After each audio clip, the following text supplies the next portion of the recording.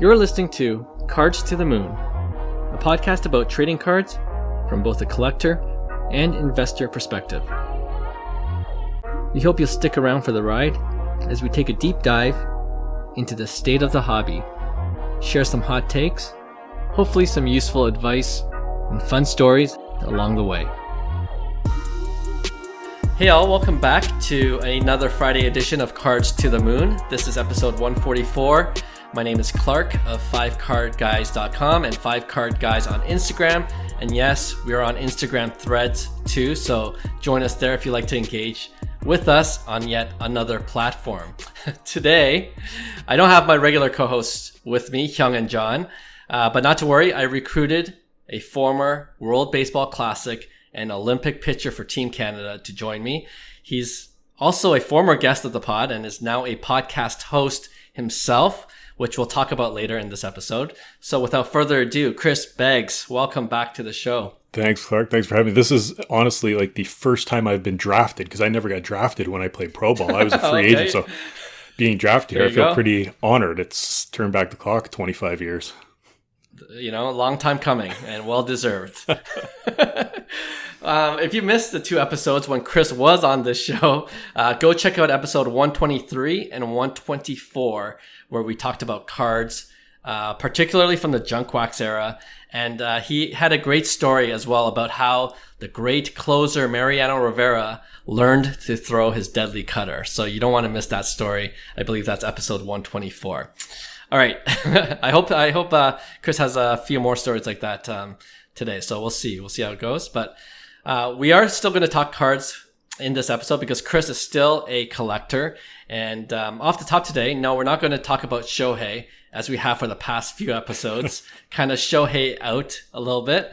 But I do want to talk about who The Athletic calls the other MVP unicorn. And his name is Ronald Acuna Jr.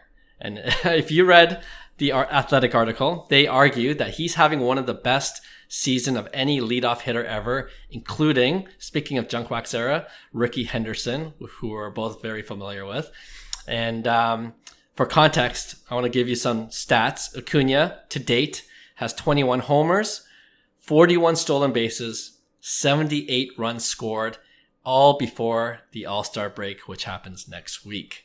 So if he keeps up this pace, he'll be in the 40-75 club. And Chris, you know how many guys are in that club right now? Well, I know there are, 4 that are in the 40-40 club. Mm-hmm. And there are none in a 50-50 and none anymore in that. So I'm going to go with a big 0 on that one. He would be the founder. And you would be correct. He would be the founder of the 40-75 club if he keeps up the pace. It doesn't even sound good. I mean, if you can't do 75-75, don't even bother because you can't do 40-75. It doesn't sound good. Right. It's got to be even. 50-50 is more impressive than 40-75. Now, I remember when I played, or maybe just after I finished, I think it was Matt Kemp. I remember hearing him say that he thought that he could do a 50-50. And, injuries and everything like that happened afterwards. He didn't get there, but he was a guy who had that kind of talent. Mm-hmm. You know what? When I got back into playing fantasy baseball, Matt Kemp was number one draft, number one pick off the draft. And I kind of got into collecting sports cards around the same time. So, of course, I'm like, I need a Matt Kemp rookie. Of course. And, you know what? I'm kind of glad I didn't pull the trigger. Because, man, a lot can change in 2-3 years. You could still get one right now. Good investment. He might still come back. Right. I'll tell you what. He hit the furthest ball off of me. I'm pretty sure it was him, if my memory serves me correctly. That did not go out of the park. Yeah, okay, it was a foul? No, it was dead center field in Las Vegas. Dead center was about. It's a bandbox, but it goes straight out to about 3. I think it was 435, and he hit one a mile high. And I actually had Dave Roberts, the manager for the Dodgers. For Dodgers. He was out there playing center field because he was on a rehab assignment with us in AAA, and it looked like the way he was camped underneath. I say camped in quotes. It looked like somebody dropped a baseball out of a helicopter or something. The way he was kind of dancing around, waiting for this thing to come down. But I think he hit about 433 feet, and it didn't go out. I get it. Dead center, right? Dead center. Well, that's a special memory. But back to Ronald Acuna Jr. Did you expect him to have this kind of season? And do you have any of his rookie cards? I expected everything except for the stolen bases because of that injury, right? I feel like not that he didn't have it in him or the talent to do it, but he would just be a little bit more reserved on that knee, give it a little bit more time to heal fully, but apparently that's not a concern. But power-wise, aggressive hitting, I mean, he's done it so long. All things considered, he's still young, but he's done it his whole career so far, right? So I had no reason to think that he wouldn't hit. I just didn't think he would run as much as he has. It's funny. I played with his dad in Venezuela. And, oh, really? Yeah. Okay. And against him in AA, and they look alike, like physically, their face, and the mannerisms are all the same. His dad was a very, very good player. He could run, he could throw, he could hit, he had some power. Yeah. Junior just does it maybe a little bit better, but all the mannerisms are still there. It's funny. I wish my memory was better because that would have been, 20 years ago, 18 years ago or so, that I would bet that Ronald Jr. was probably in the clubhouse with us dancing around as a little, 3-year-old or whatever he was at the time, 5-year-old. Yeah. And I wish my memory was better. I would have gotten him sign a ball back then. As a young just scratch boy. Something on here. I'll sell it on eBay for a mint. That would definitely be worth something. I'm sure of it. Absolutely, yeah. It'd be hard to get it authenticated, though, I think. Right. You have to call his dad and remember that time I got your kid to sign it? That might be it. Yeah. No, he's a freak, that's though. That's cool. Yeah, yeah. Well, you know what? Do you have any of his rookie cards? I'm guessing. Rookie cards. I do not have any of his rookies. I think I've got his second year one. I think it's the Heritage one. I've got an image variation on the second year. So, cards that are, not quite like the rookie, but I listen to your podcast. It's always trying to find the right time to buy these cards, right? And they're really, unless you were getting it when he was injured, now's not the time to buy a Ronald Acuna, I don't think. You're paying top dollar right now. But 100%, I really like the cards, the 2018s and everything. They're nice cards. They're just great images and everything. So, and there's lots of variations, right? So I think you can hit something in your price point, wherever that may be. I think I would like to grab one at some point. Cool. And if you missed the episode where Chris was on, we joked that he's a low-end raw card collector. Yeah. So very low end junk wax, all raw. I think I've got one graded card. I think it's a Mookie Betts. I think I got actually it's not a bad one. It's around here somewhere. Yeah, his first. So just paper though. Let's not get crazy here. We're gonna still stay low end. Yeah, true to form. True to form. But for the higher end collectors, just to give you an idea of how much the prices have gone up, the Ronald Acuna 2017 Bowman Chrome Prospect Autograph card, which is the card to collect if you're a rookie card collector, the BGS 9.5 with the 10 auto, you could have bought it for $1,300 in April, all right? And the last one sold recently for $1,700. So, it's gone up $400 since 2.5 months ago. But if you look at the Topps Chrome, I looked at one that recently sold, like yesterday. His Topps Chrome Blue Refractor Rookie Autograph, which is numbered to 150. The same grade, BGS 9.5, which is a gem mint, and a 10 auto. Sold in April for $1,800. All right. And it sold again July 2nd, actually, for $1,860. So it's even. So this is what I'm thinking. It's expensive, okay? It's expensive. $1,300, $1,700, $1,800. It's expensive, but it hasn't gone skyrocketing like Shohei cards have since the beginning of the season. And I feel like, just like the Athletic article alludes to, Ronald Acuna Jr. is kind of flying under the radar despite his amazing statistics, right? Yeah, I agree with that. If he finishes with 40 home runs, 75 stolen base season. If you want to take the risk, it's not the riskiest thing, right. I'm kind of watching some cards on eBay. If I, I don't know if I will ever pull the trigger, but yeah, if it dipped a little bit more, then I might take the risk because I really do think I'm surprised that it hasn't gone up as much as I thought it would. Well, I guess production wise, if you believe in what he's doing and this is who he is, then those prices shouldn't drop anymore. I don't think, right? We're not at the peak of the market anyway now in cards anyway, right? That's right. Yeah.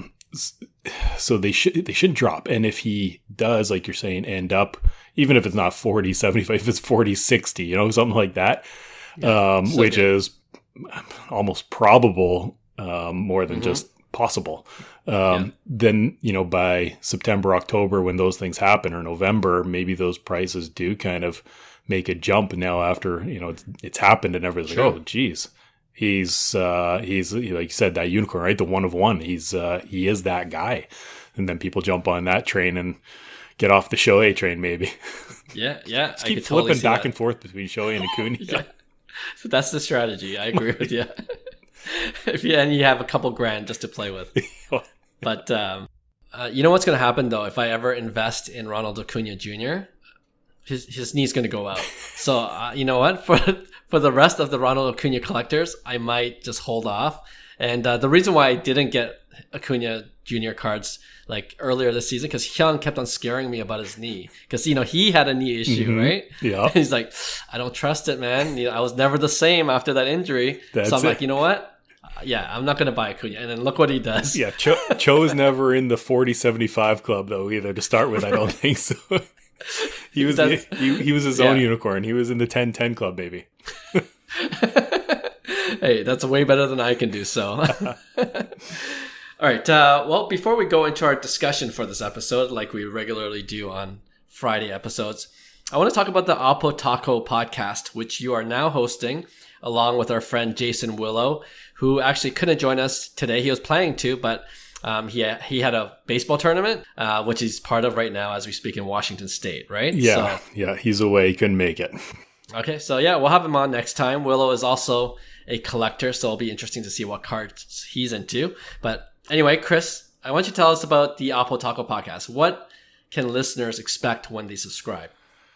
So we've launched it. We're now we've done 5 episodes. It's really kind of just all things baseball. And, we talk about a lot of big league stuff, obviously, get into some prospect stuff, minor league stuff a little bit. And, with the college ball season that just kind of wrapped up, we did a little bit of there too. So, and Willow's really good as a, kind of a recent grad.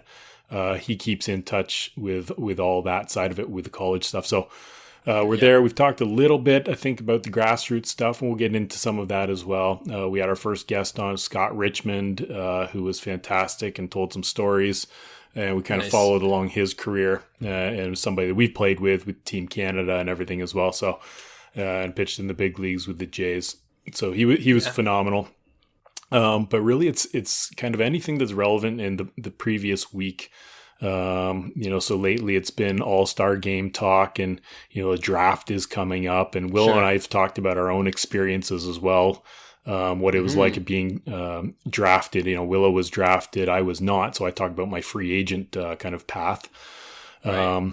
And then we get into, how we selected going to a college. That was one episode, and hopefully some of those things are helpful for some of the younger kids who don't know really what they're doing, what they're looking for, what they should be thinking about. So it's kind of all things baseball. We like I said, we kind of mainly targeting the big league stuff and the stuff that we're hearing about in the broader sense, in the bigger sense, in the grand scheme of things. But anything that comes up, we're going to try to stay relevant and just kind of entertain, tell stories. And we do, have some guests in mind that we're going to reach out to, some prospects, recent big leaguers that have said that they'd be happy to come on. So we'll be trying to get more of those on too. So it's good. It's been a lot of fun so far. There's a learning curve.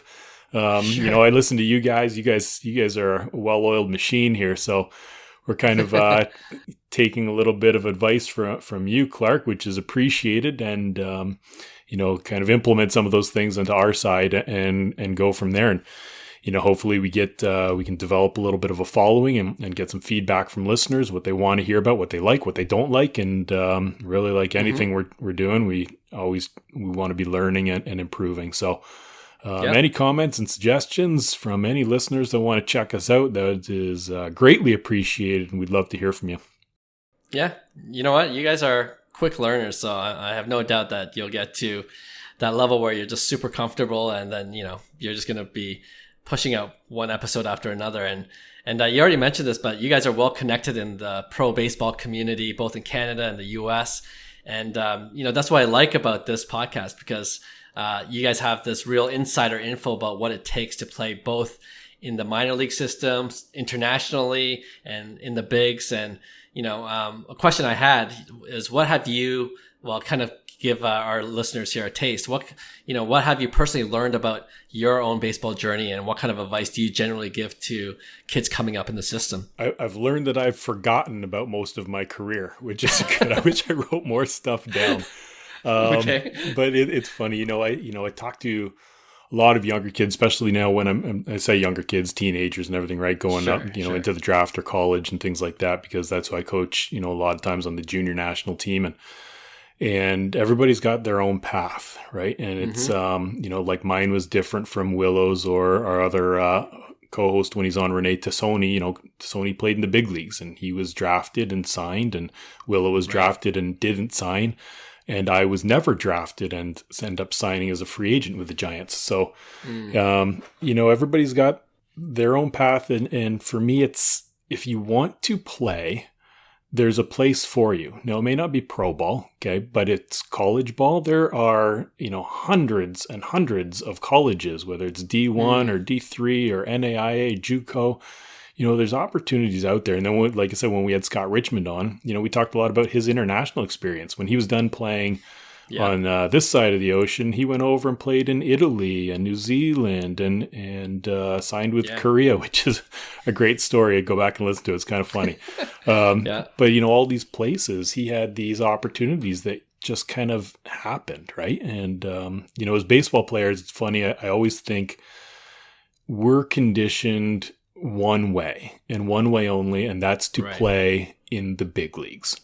And anything else is kind of out, we got our blinders on about that. But, if you kind of go about the process and keep working and driving, lots of different things fall into place, as it did for me. Like, I didn't even realize like Team Canada was really a thing until I got my first call to go in the Olympic qualifier. I never played on the junior national team. I wasn't good enough when I was younger.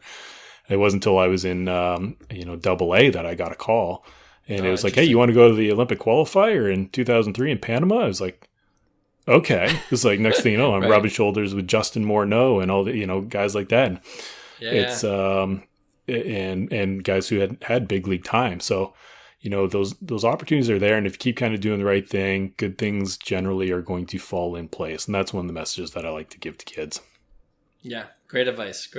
And, if you're a baseball fan, or if you have a kid coming up in the system, this is a podcast you need to be listening to. At 5 Card Guys, we're actually helping produce the Oppotaco Podcast, and we'll definitely start posting some of the content up on our social media channels as well, to get the message out there that the Oppotaco Podcast has launched.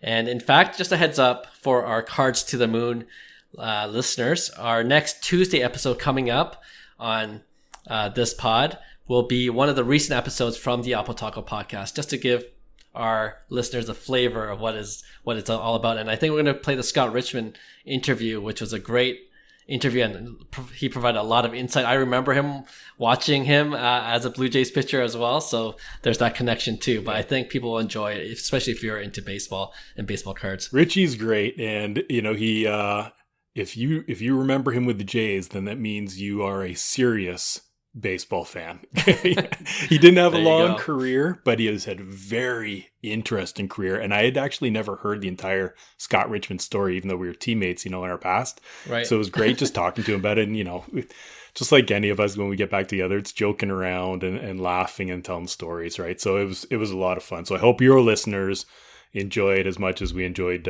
creating that show. Yeah, I'm sure they will. And we'll link the podcast in our show notes below, so it'll be easy to find. And they also have an Instagram page, so you can follow them there as well. All right. Thanks, Chris, for telling us about the podcast. Since you're here, we might as well talk about cards a little bit more. Yeah. So to close off this episode, I wanted to talk about, now that we're halfway through the season with the All-Star break coming up, are there any players that have surprised you in terms of their performance, whether good or bad? Whether they outperformed, your expectations, or whether you had high expectations and they just did not hit those, markers. So, you can start with good or bad. I'll leave it to you, and then I'll follow you. I've got a list of a few, and there are lots. You can exhaust the entire rosters of all 30 teams, right, and go through and pick some on either side of it. But I know in one of our pods I'd mentioned, because we kind of did this, a surprise and a disappointment. One guy, it's like I never really loved him when he played for the Jays. I didn't really like the just kind of the demeanor, the way he carried himself. But I will give credit where credit is due, and that's Marcus Stroman. The guy is is dealing. The guy is doing really well. Right now he's like 9-6. He actually threw today, so I don't know what the updated numbers are. 9-6 with 2.76, a 108 whip, and a 3.3 WAR.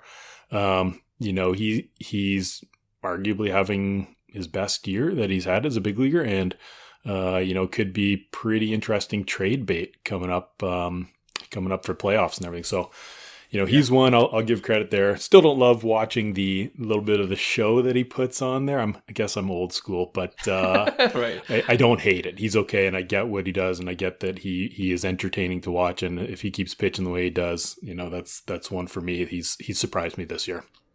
Okay. I didn't expect that, but I should have known, because you're a former pitcher and you go right to the pitchers, right? I tend to have a lot of pitchers, but I give you another one that I like though. Okay. Sure. So this is a younger guy. If there is a Jays connection here, and that's not intentional, went to the Diamondbacks, and his name is not Lourdes Gurriel Jr., who could have possibly been on this as well. Right. It's Gabriel Moreno, the catcher with Diamondbacks.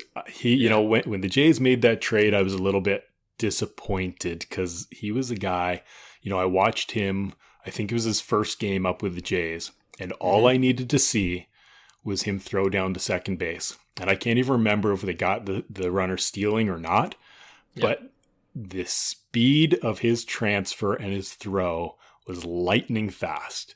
And to me, if you can be that athletic and quick as a catcher, I want that in my system, because that's just a massive advantage, right? Especially now when we're talking about promoting base running in the game and everything. Sure. I wanted him in the system. And now he goes to the Diamondbacks. He's hitting 271, not a lot of power there, a couple bombs, 26 RBIs.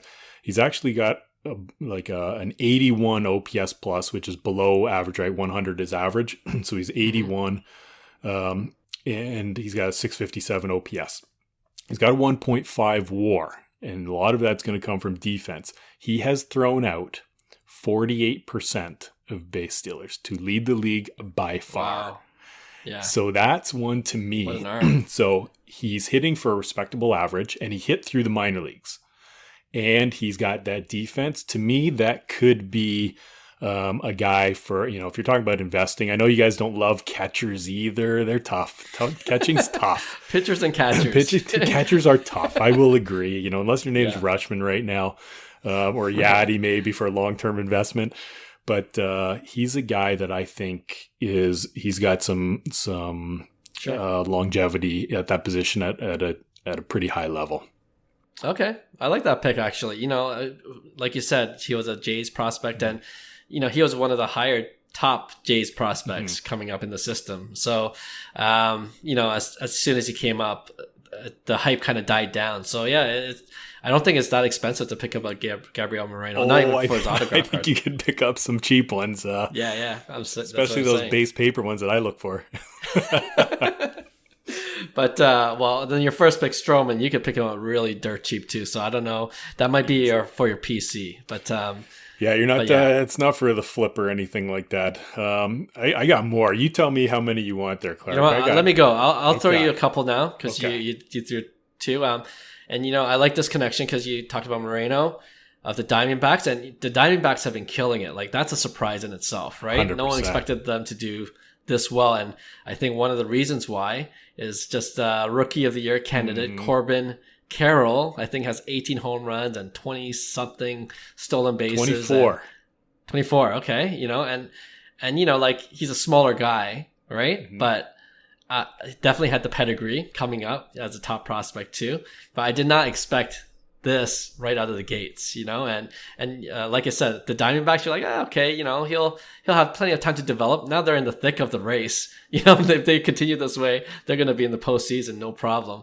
And Corbin Carroll is like, he's a runaway National League Rookie of the Year candidate for me, and I'm sure for a lot of writers too. So Corbin Carroll, we talked about him in a previous episode. Probably not the cheapest to get, but if you believe in him long term, why not buy it and just hold? Yeah. But Carroll's amazing. I got him on my list as a surprise too, not because I actually had him as my favorite for Rookie of the Year, followed by Jordan Walker was my second pick. But but Corbin Carroll, the one thing that surprised me about him was the power. I didn't know that power was in there. And like I said, he's got 18 bombs. Too, I mean, he's got a 930 OPS, 151 OPS plus, and a 3.8 WAR. And the guy is 22 years old. So he's insane. So I mean, I don't know if Cho was on your show when you talked about him last, but we actually played against him in the World Championships when he on the junior team when he was junior team, and they they all blend together. I can't remember if it was. I want to say it was the 2017 year. I want to say it was that one, but he was impressive then. The speed, I always say, I talk about it on our podcast a lot. Speed is something that I always love to watch. It is exciting, it's exhilarating, and it doesn't stop, right? So he's one that, again, it was not that I didn't think he was going to do well. It was the power that was surprising for me. Collectors love power numbers. So if you can do that, exactly right. That can be a pretty good pickup if you can get one for the right price. Well, talking about speed, I don't know if you saw that clip where he was on first base and the guy after him just hit a single and he scored from first base. I did because it was like one of those bloop singles, and he's like, I'm gonna go for it when he rounded third. I did see that. I can't remember if there was two out or not, which helps in that decision making. But it's just speed doesn't stop, right? And when you give a guy like that and another guy named Ellie De La Cruz, same type of thing. So if you don't ease off when you're running the bases, it puts so much pressure on the defense, and it causes a lot of good things to happen for your team. So, he's another one of my good picks. But Corbin Carroll's outstanding. And I don't want to spend too much time on this because we mentioned him last episode or the episode before last. But Luis Robert, I just saw him smash that home run against the Jays, where he just kind of. Yeah, he it's probably like that Matt Camp homer off you. He just is out into the stratosphere. Yeah, I saw that one too. I think it was 450. I think he had him 450. I want to say. Okay, it was a monster shot. But I'm with you on that one. I like, I like seeing prospects when the hype is there. I like to see them follow through and kind of become what everybody thought they were. I don't, it's not fun to watch guys fail and everything, whether it's for them or just as fans, right? I want to see Ellie De La Cruz be that superstar. I want to see Lou Bob be that superstar power hitter. And, this looks like he's coming in, back into form or whatever for what his prospect status was. Now he's in the home run derby too. And it's going to be exciting. I looked at those brackets, and on our podcast, I kind of said, who did I have? I had, it was Willow picked Pete Alonso, and I picked J-Rod. Unfortunately, those two are they're going against each other in the first round. So one of us is out. So right away. We didn't know that at the bracket because the whole field hadn't been picked. But now if I had to pick, I said Luis Robert's going to be my pick now, and looking at the bracket. I think he's facing Rutschman in the first round. And so I think he can take him. So I got him as my pick. Okay, you know what? I'm betting with Willow. Alonso, he's been there. I feel like it's different in the home run derby, and when you hit homers in a game, right? Yeah. And I feel like Alonso knows like the technique of hitting home runs in a derby. Yes, he does. Yeah, I actually had Alonso and J-Rod were my two, and I let Willow pick first. He picked Alonso, so I was like, okay, I'll go J-Rod. But then they're facing off, so I don't want that matchup. I think that's a coin toss. Right. Anything can happen for sure. All right, I like that. Let's go to the bad side. Like, what players, did you have high expectations for going into the season, and they just have not performed like you expected them to? Okay, I got a few here. I'll give you some quick rundowns, then I'll elaborate on one. Sure. Manoah is obviously one. Man, from last year to this year, terrible. And he's coming back this week, actually tomorrow, I think. And, so hopefully he turns it around. Brady Singer I had as my very, very dark horse. Like, high odds at Vegas for like a Cy Young contender for AL. Oh, wow. Yeah, it's not happening. Okay, that's not happening. Don't put money down on that one. Okay. Tim Anderson, brutal this year. Absolutely terrible. And I've been a Tim Anderson fan. I really like him. He's terrible. Yeah. And then we get down the ones here. Okay, these couple break my heart. Okay. Mm-hmm. One's a position player, one's a pitcher. So the position player signed a $300 million contract this year with Phillies. Might be named Trey Turner.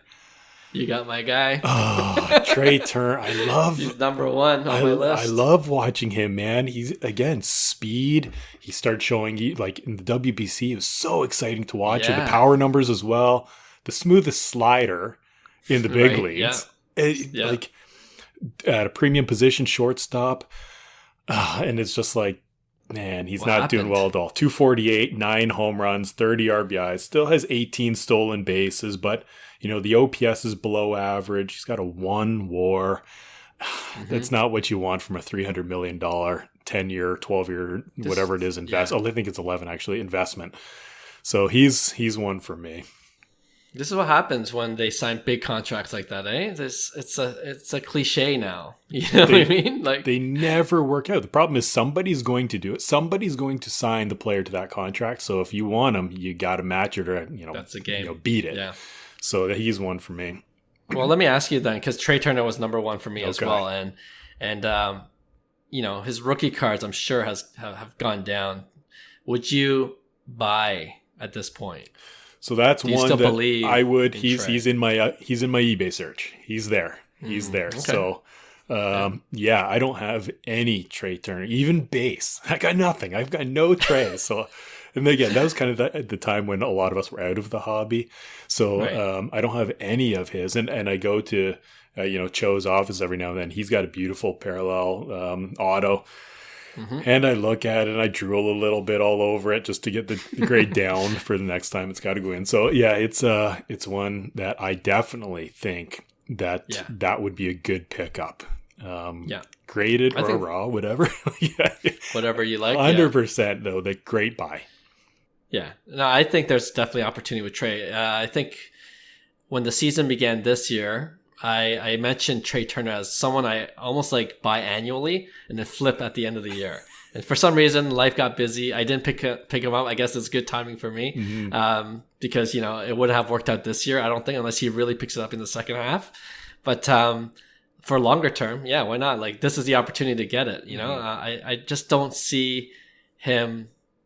Something's off, but I could see him like adjust accordingly and then come back to those kind of power speed combination numbers that we expect him to. 100%. So, yeah. And even the Phillies as a whole, they're not doing great, but Bryce isn't his regular self coming off that injury. Trey's not himself.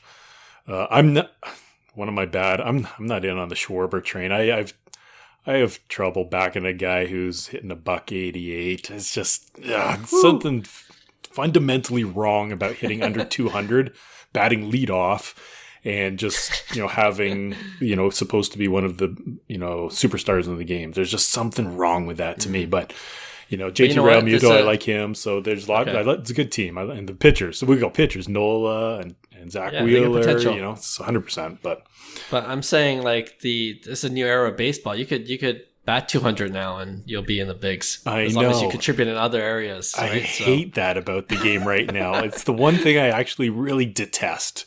But him and Joey Gallo's another one. So yeah, those are guys. All right, I got a couple.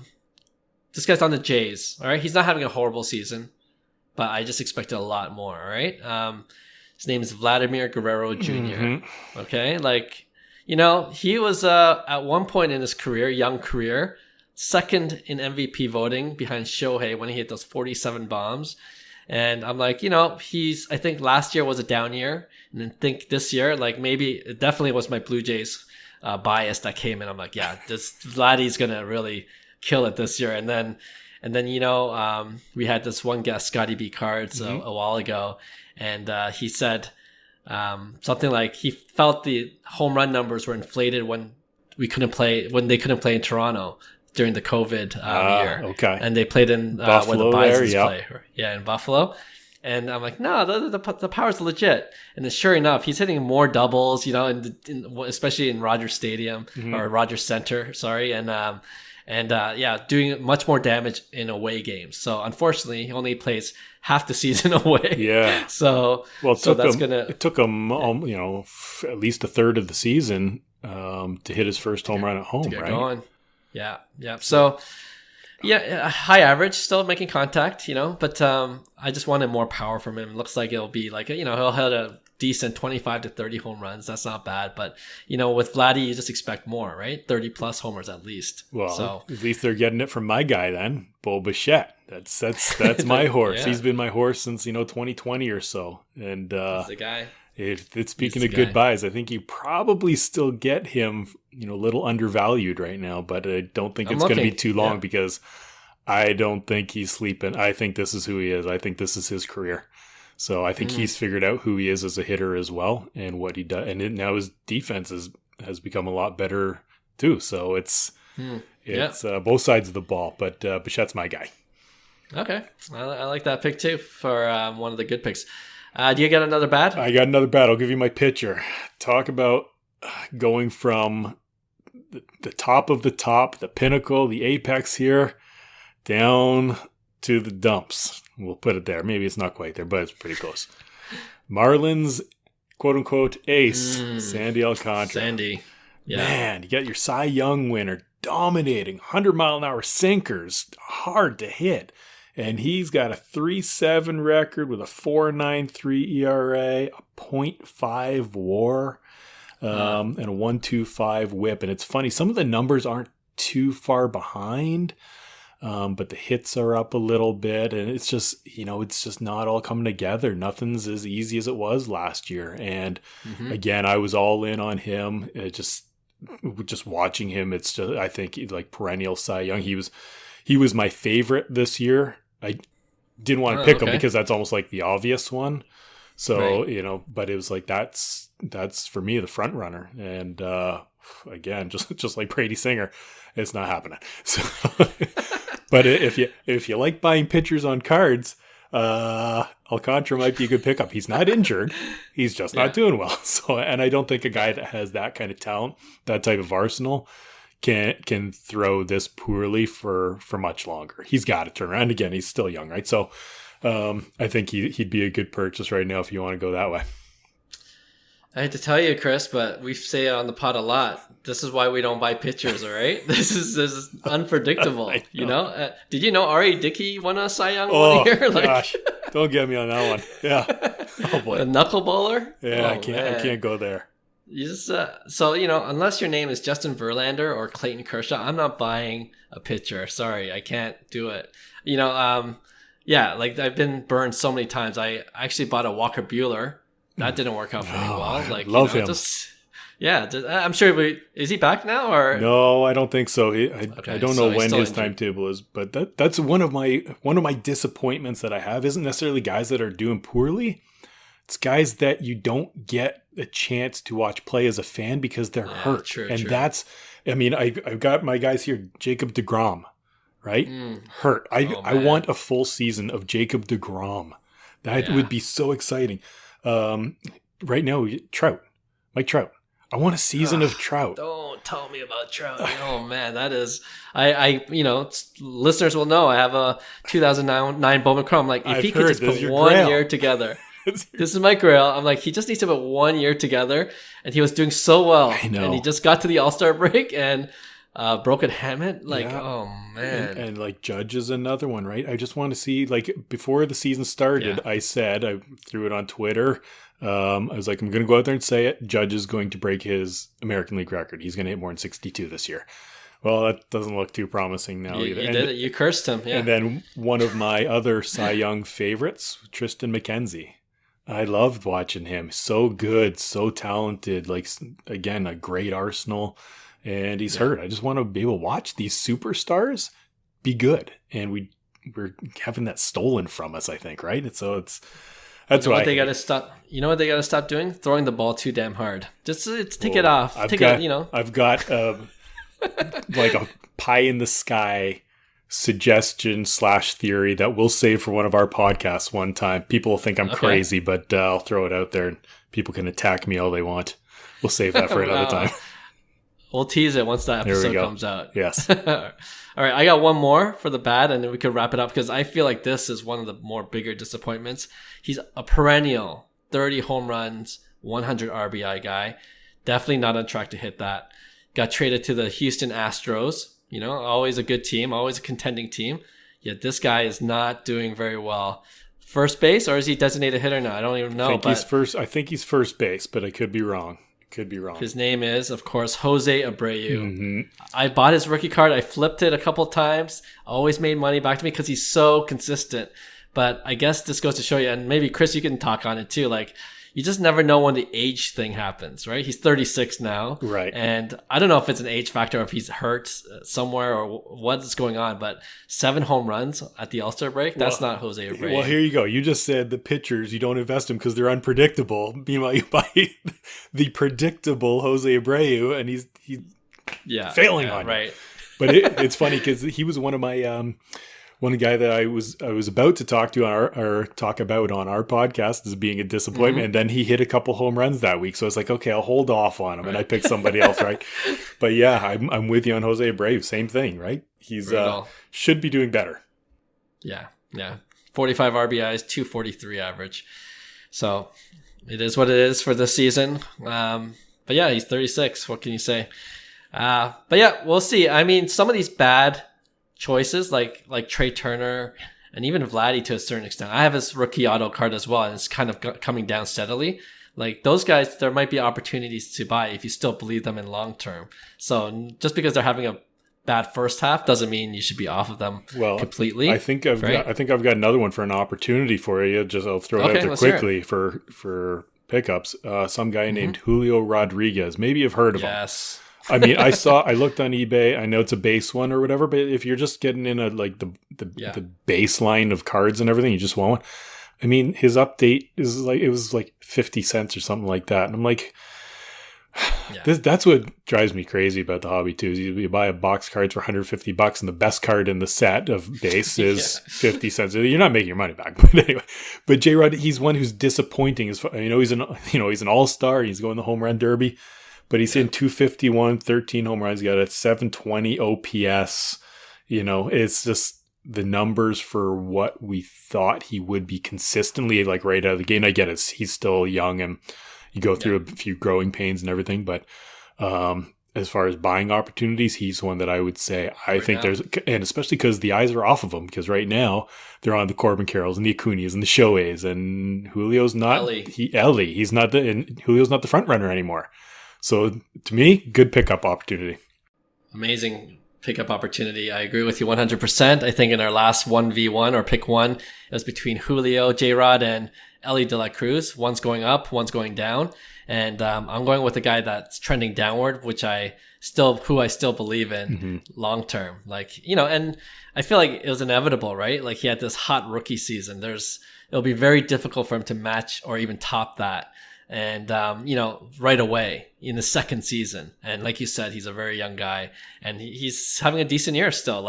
Compare him to an average player. He's still a good, legit player. He hit that peak early, right? Now everybody expects that every single year. And if anything less, even though it's still really good, I mean, it's like, well, what's wrong with Julio? What's wrong with him this year? He's only got 30 bombs, instead of 40. Or it's like, right. So the expectations are really high, right? But I think he's going to get back to that superstar for a long time in his career. So good opportunity. Maybe you have experience with this as well. Like it's always a game of adjustments between the batters and pitchers, right? Like once you get the book on Julio, pitchers can pitch him differently. Then it's up to the batter to adjust his strategy or his, his approach to the plate.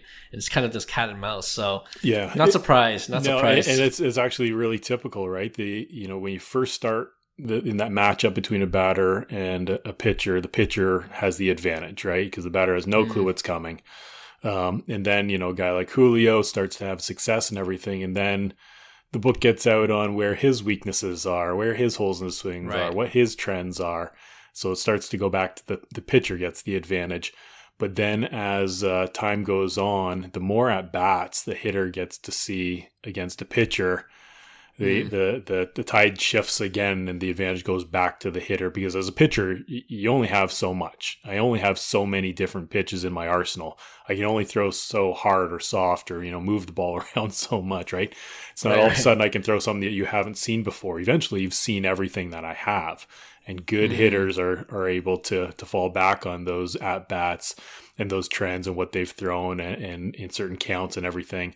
And they start to pick up on and they start to get that advantage back. So yeah, Julio in 5 years, when he's seen all these pitchers numerous times, I think it's, he can't hit. He's not going to hit 250 his whole career. Right. He's not going to be 13 home runs at the All-Star break his whole career. He's going to be up, could be, could be Acuna numbers. Yeah, there you go. You heard it here first. And appreciate that insight. When you said about pitchers, like having batters knowing your arsenal by the fourth or fifth time they bat against you, you have to do what Mariano did, right? Just invent a pitch and then something that they've never seen before, and you're fine. There it is. Just kind of do some praying and it'll come to you. I think it's that easy.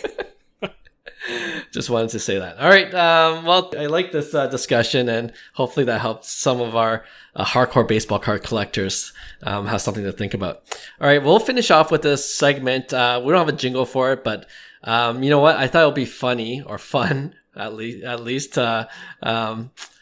if I threw out a few high-end slabbed cards that sold recently, and I wanted Chris to try to guess what they sold for, because he's really an expert of low-end raw cards, exact opposite. So I just wanted, and we use the term expert really loosely. Okay.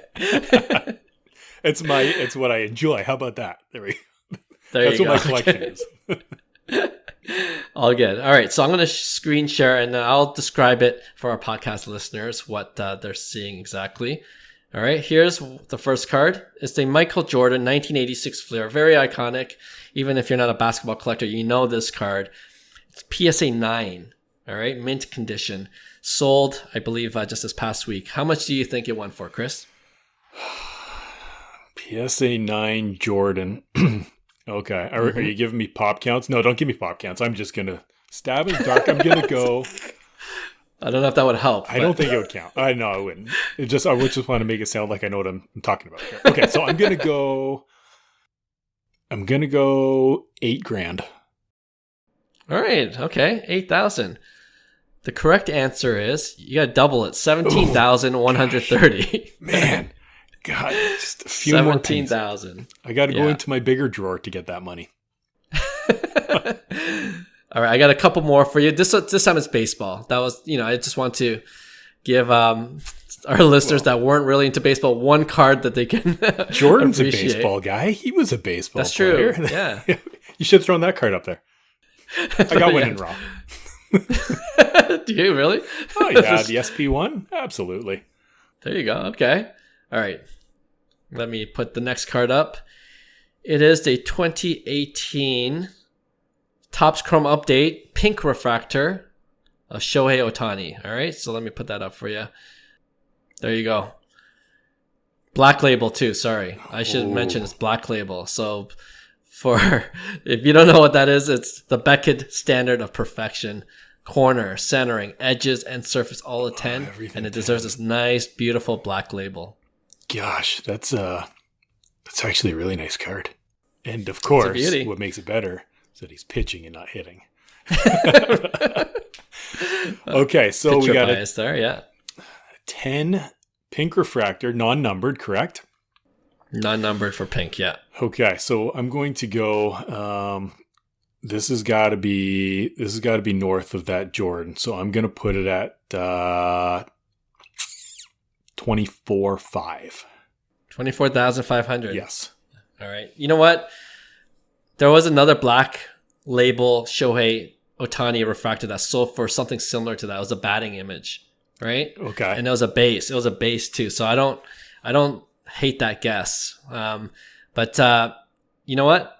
You should know that we don't respect pitchers in this hobby. So it's sold for $7,000. Oh man. Good golly. So I can get this over the Jordan? Man. There you this go. is a nice card. I like that. Although it's way out of my budget still, but I'll fantasize about it tonight. I'll dream about it. All right, one more. We talked about this guy at the top of the show, so only makes sense to end the show off with this one card. It is the 2017 Bowman Chrome Prospect Auto Green Shimmer, which I believe is numbered to 99, God.